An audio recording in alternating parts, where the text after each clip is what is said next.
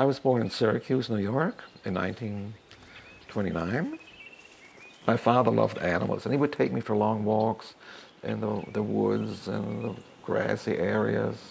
We lift rocks, and there were little bugs there. And we'd talk about the bugs and the bees and the frogs and the ants and how they lived. So this was like an education. It didn't appear to be an education. It was just lots of fun. And he truly loved me. You know, this I realized much, much later. My father gave me very few gifts, but this gift of his was that Saturday morning, we automatically, Sunday morning, automatically go for long walks and talk with each other about all kinds of things. Through my books, I honor him even today.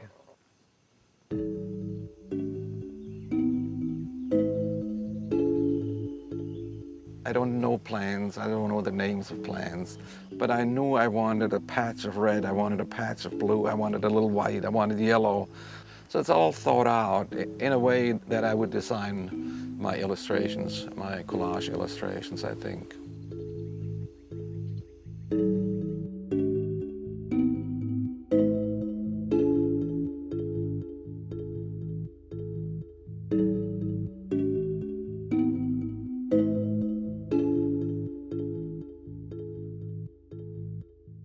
My illustrations are collages.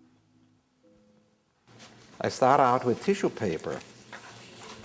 And for the first layer, for the background, I take a fat brush. I'm very stingy with the paints, I guess. I love color. And I have this one frustration that I cannot be even more colorful, that out the range of what our eye sees is so limited. You forget about the world. It's just you and this piece of paper and a brush and paint. And being intrigued by the wiggles and the dots and the colors and the brush strokes.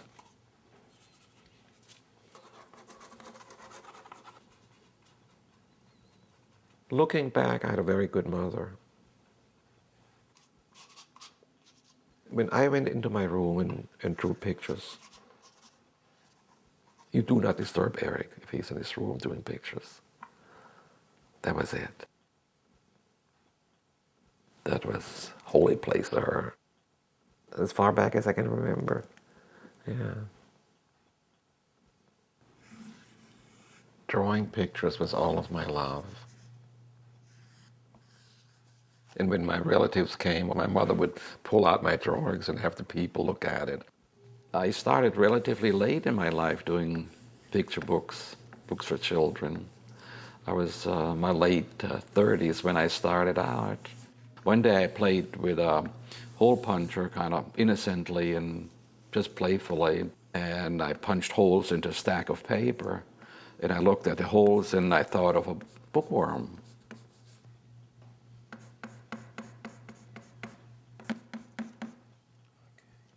The first version of The Very Hungry Caterpillar was A Week with Willie the Worm. And it was just the way it is today, except the ending was different. Willie Worm grows into a big fat worm. And then I showed it to my editor, Anne Benedus, and she didn't like the worm so much. So we talked back and forth about other possible animals or bugs or something. And at one time she said, how about a caterpillar? And I said, butterfly.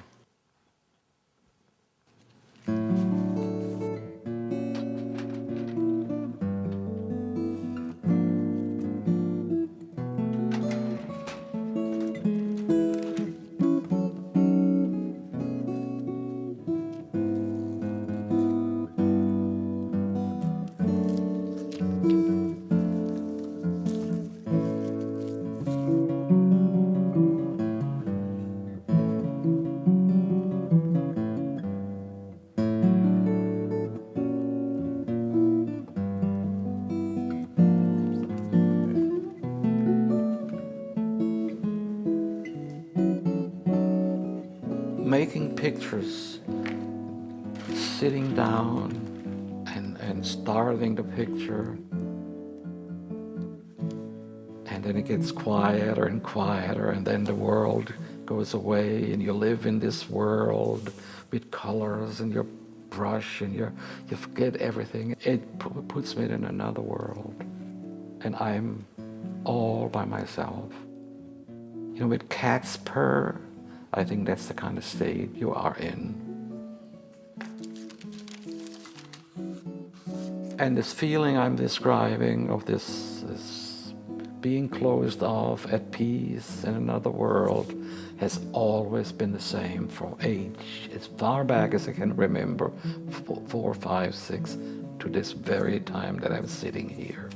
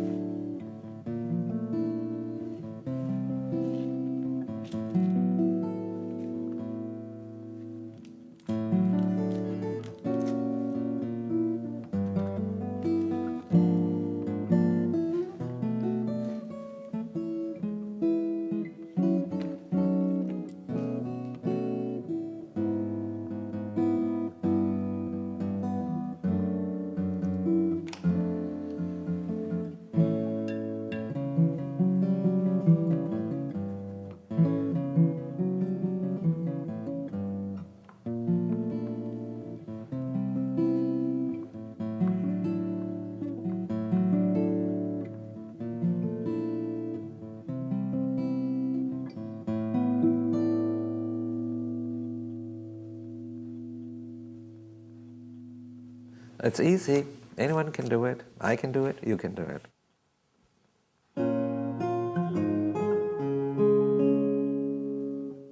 When we came to Germany, when I was 6 years old, my mother told me that for months on, I said, when are we going back to America? When are we going home again? Syracuse meant home to me. And I always knew I would come back. Always. The kids called me the American for a while, which then was shortened to Ami. My grandfather, my mother's father, bought a 4-story house and filled it up with relatives. You know, my mother's sisters and brothers and wives and grandchildren and mothers-in-laws, and you know, one day they hated each other, next they loved each other, then they had parties and they stalked out. I mean, this was pretty lively stuff. So my maternal grandmother, who lived upstairs, she'd tell me stories. One story was how the pretzel was invented. So I wrote a book, Walter the Baker. Walter was also a relative of mine who had a bakery. And so I mixed the two together. Uncle Adam, I made a book about him. And he plastered houses and he had his own business. And I just loved the white apron he always wore. And I was maybe 8 years old. So my aunt made me a white apron, and I went off to work with him. I was so proud. Maybe that's where my storytelling gene comes from. I have an idea. Flash bulb. Bulb. Idea. I begin to draw my story in here, and it just serves my own purpose. It looks kind of like this. In fact, here I didn't even draw anything in there. I just wrote, they're called thumbnail sketches because they're so small they fit in your thumbnail practically. After I've done the thumbnails, I take 8 sheets, fold it, 4 times 8 is 32 pages. So it's called a dummy, about 10 little rubber ducks. This book is about little rubber ducks that fell off a freighter, and I read this in the newspaper and I made my own story of it. So then after this, I like to talk to my editor about this book, and I do a more elaborate book, so I do the same size as the book is supposed to be, but it's still a rough sketch, but my editor knows how I work. Here's a rubber duck factory. Here the ducks are rolling off the conveyor belt. I even wrote on their conveyor belt. This lady's packing the ducks, 10 rubber ducks per box. Man wheels it out, puts it on his truck. They put it on a boat, and the boat goes out there, and there's a storm, and the box falls off, and here they're floating all over the place. And this is what happened to the first duck. This happened to the second duck, third, and so forth, and so forth, and so forth.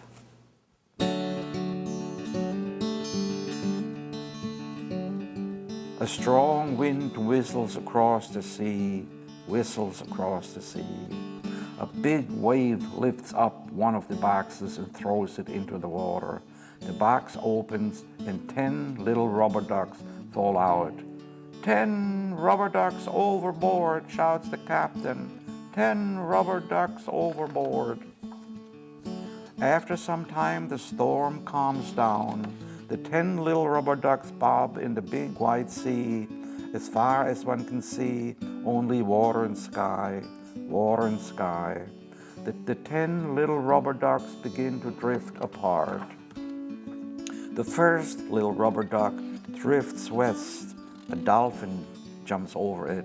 The second little rubber duck drifts east. A seal barks at it. The third little rubber duck drifts north. A polar bear growls at it. The fourth little rubber duck drifts south. A flamingo stares at it.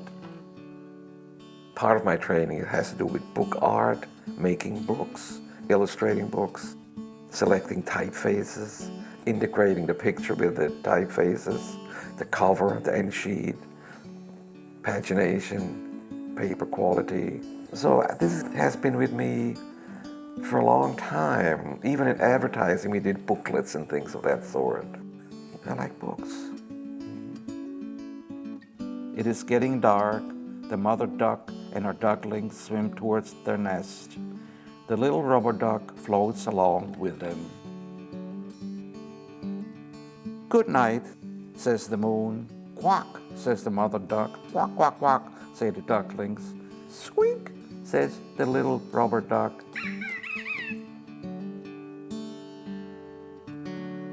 I used to work in advertising. Part of advertising is the surprise, the shock. You have to be different.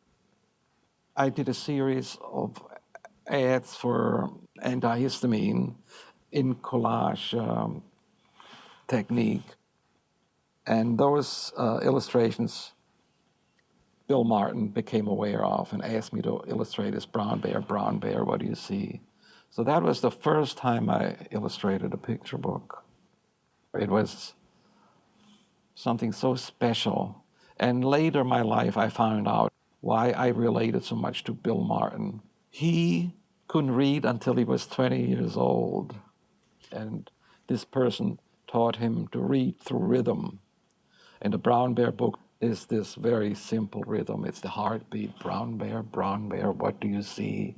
I see a red bird looking at me. This is the simplest poetry that comes from the heart. Red bird, what do you see? I see a yellow duck looking at me. Yellow duck, what do you see? I see a blue horse looking at me. A deer and its fawn, and all animals and their young. The deer mother will only walk a certain amount ahead of the fawn. If the distance is too great, the fawn cannot follow it. And if the mother deer is too close to the fawn is not going to learn to walk. And that's what I feel about educating children. You have to have that right distance. Now, I also know that each child is different. And I often say, I hate to use the word children because it's a child and a child and a child and a child. I think I do my books for a child.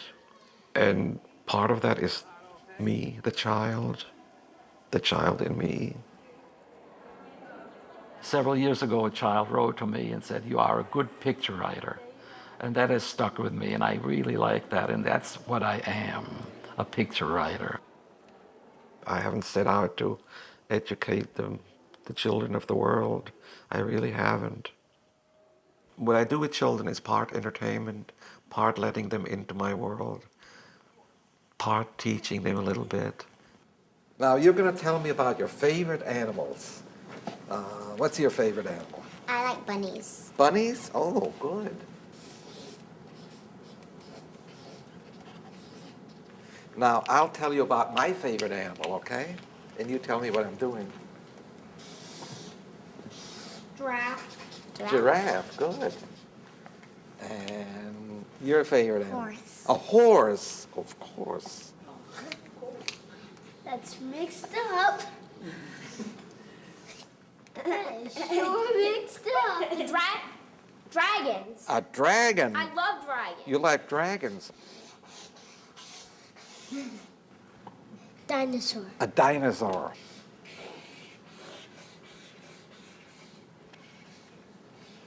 How is that? Good.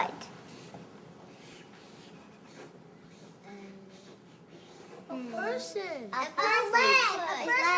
A person. Is a person an animal too? Yeah. It's a mammal. Yes, very good. Now, you tell me what this is. A hairy monster. A caterpillar. porcupine. So now we have the cover of a book. What do we need after we have the cover of a book? We need this Carle. toy. Tell me what we should call it. The animal mix. The animal mix. The animal mix? The mixed up bunny. Okay, very good.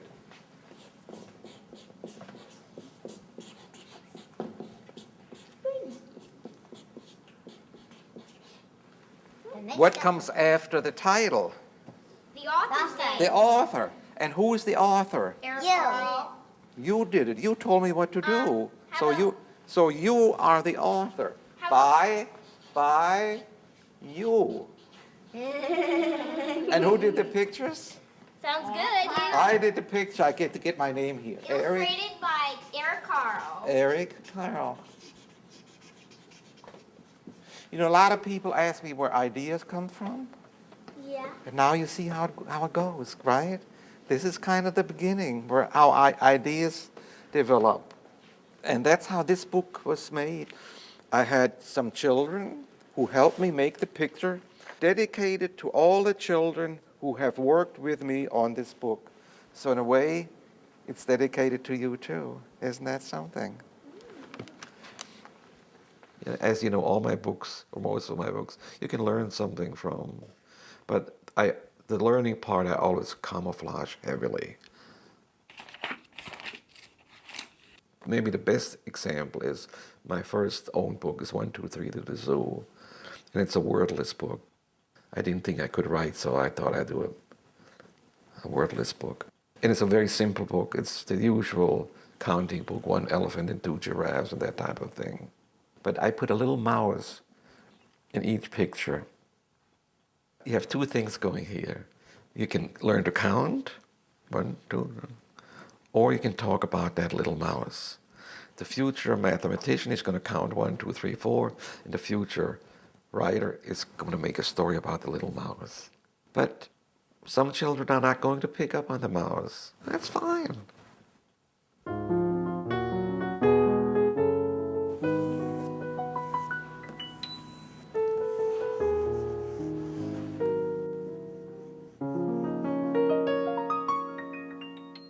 This is, Papa, please get the moon for me. My daughter looked out the window. She was maybe 5, 4 or 5, and she looked out the window. It was nighttime, and the moon was pretty low, and it looked like the moon was in the tree. And she said, Papa, my kids call me Papa. I said, Papa, please get the moon for me. It seemed such a simple task. Just go outside, take the moon out of the tree, and give it to her. It's a love story. I'm telling my daughter I love her.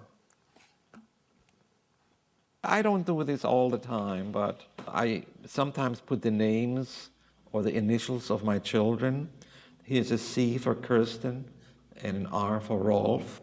My wife's name is Bobby, and here I put my wife's name in, Bobby. Well, all books are a little autobiographical. I mean, this guy looks like me too, doesn't he, with a beard? I really don't set out to write books for children. You speak to creative people, whether they're musicians or painters or writers. They write for themselves, they compose for themselves, they make pictures for themselves. So primarily, this is something I would like to do.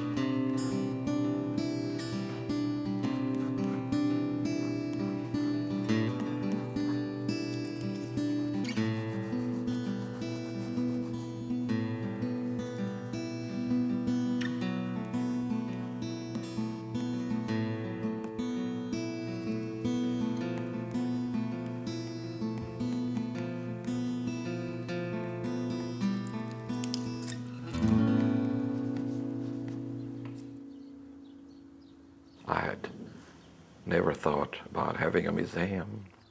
We were in Japan, Bobby and I were in Japan. We saw several picture book museums. Now, some are small and some are big. Some are mom and pop kind of affairs, and some are really big, beautiful things. And I think that gave us the idea.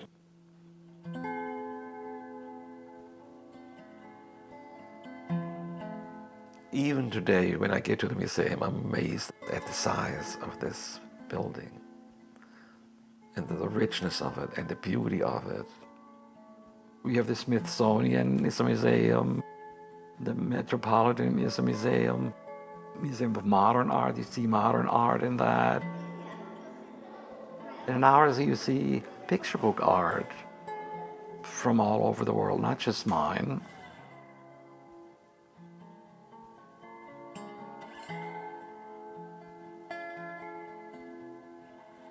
In the lobby, these big windows, the light coming in. I mean, it's the light like in my kindergarten, my first grade in Syracuse.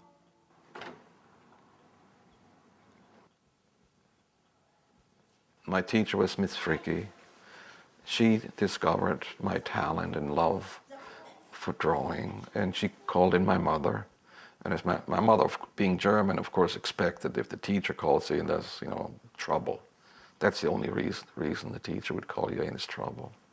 But she walked down, she tells this story, I don't remember this, but she walked down the hall in the school. There were all these pictures drawn by Eric. And she didn't know it was her Eric. And then the teacher told my mother that this little Eric loves to draw and is very talented, that she and my father should always nurture their talent. And they always have.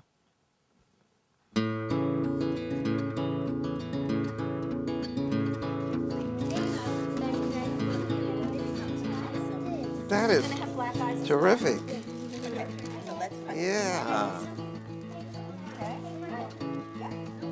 When I was in art school, I had this wonderful professor who discovered my talent for big, bold shapes. And he nurtured that, and he told me, that's good, and keep going this way. These kids are putting me out of business, aren't they?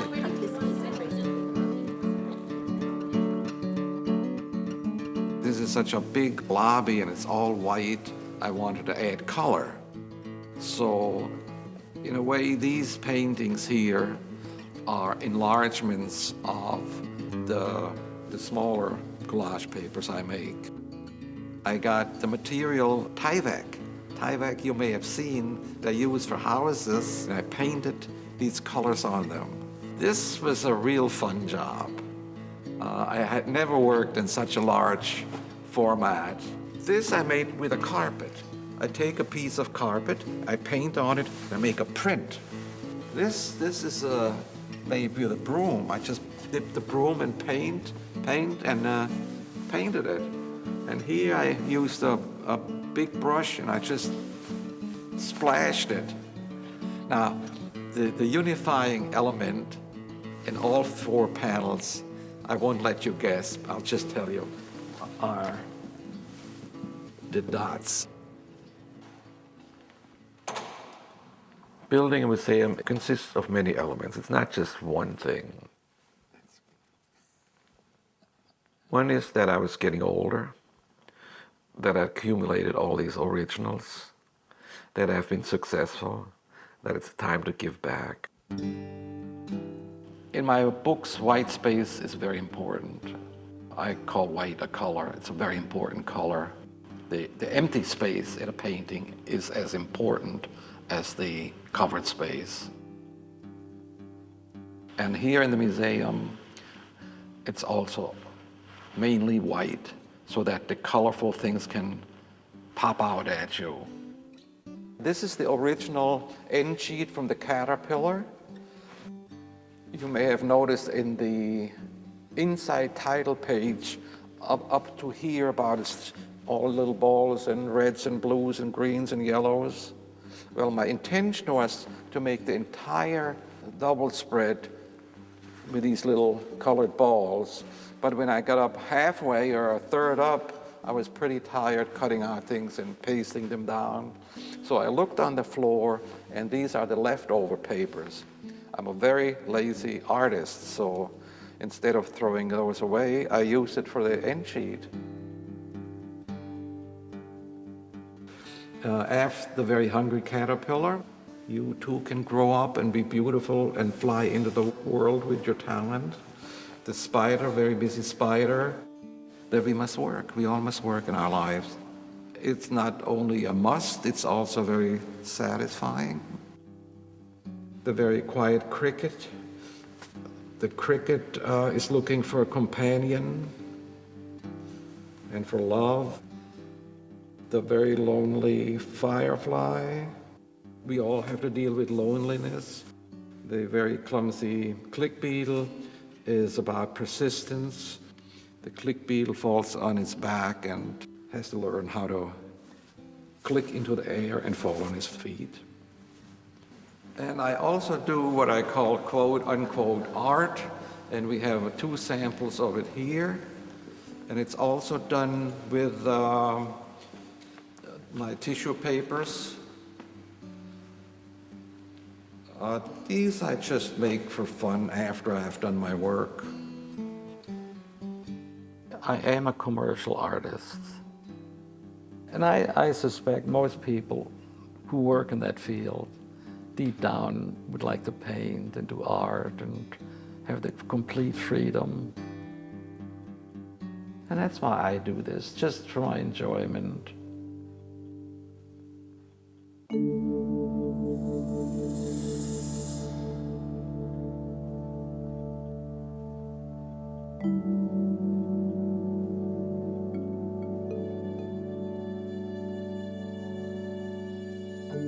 We say man lives not from bread alone. We need music and art. We need books, we need poetry. We need ballets. We need jazz, we need classical music. It's very important to bring pictures and art and paintings to young children. You're good.